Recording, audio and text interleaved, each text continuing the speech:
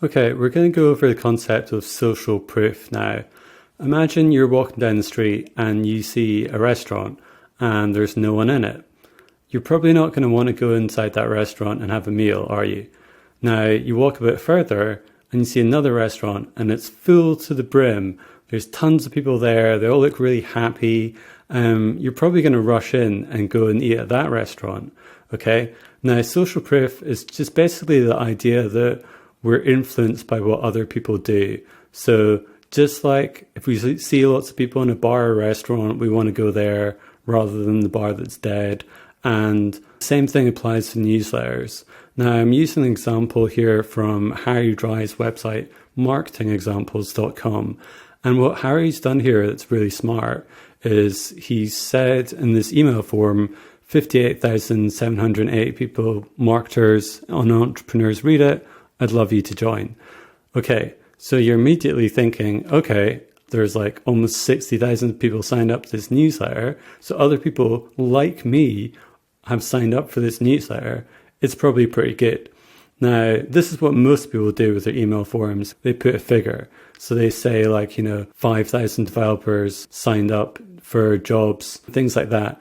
What Harry's done, which is like a step further, which is awesome, is he's included these quotes from people. So you might not know these people, but they're really big in like the entrepreneur space.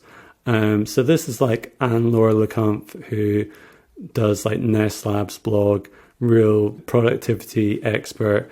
This is Ben Tossell, who sold MakerPad, the no-code community, for, I don't know, probably a few million. This guy used to work for Baremetrics. So these are like influential people. And he's basically gathered all these quotes from people saying how good his newsletter is. And if you scroll down, there's like so many, there's like 77 of these.